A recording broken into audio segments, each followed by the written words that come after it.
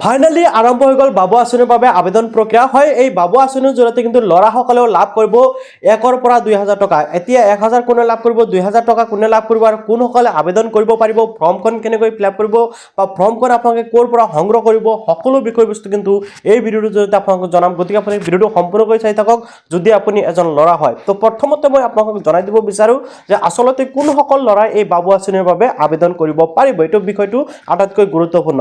চবৰে গ'ল আপোনালোকে সকলোৱে জানে অসম চৰকাৰৰ তৰফৰ পৰা যোৱা 1 জানুৱাৰীৰ দিনাখন কি কৰিলে যে বাবু আঁচনিৰ ঘোষণা কৰিলে। এতিয়া এই বাবু আঁচনি হ'ল সেইসকল ল'ৰাসকলৰ বাবে যিসকল ল'ৰাই নেকি হায়াৰ ছেকেণ্ডেৰীত পঢ়ি আছে বা ডিগ্ৰীত পঢ়ি আছে, সেইসকলৰ বাবে এই বাবু আঁচনি। তো বাবু আঁচনিৰ ফৰ্মখন মই আপোনালোকক প্ৰভাইড কৰি দিম। আপোনালোকে বাবু আঁচনিৰ ফৰ্মখন মোৰ পৰাই পাই যাব।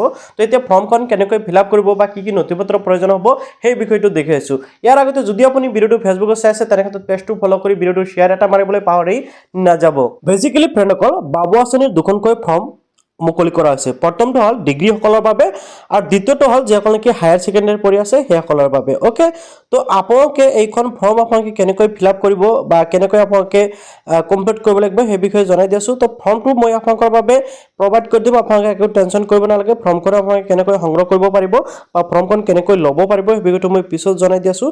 তাৰ আগতে চাওক আপোনালোকে ফৰ্মখন কেনেকৈ ফিল আপ কৰিব। প্ৰথমতে আপোনালোকে ৰেগুলাৰ হৈছে মুখ্যমন্ত্ৰী নিযুত বাবু আঁচনি, মইনা নহয়, মুখ্যমন্ত্ৰী নিযুত বাবু আঁচনি আৰু আপোনালোকে দেখিব লৈছে application form for PG first year MA MSc and MCom সকলৰ বাবে।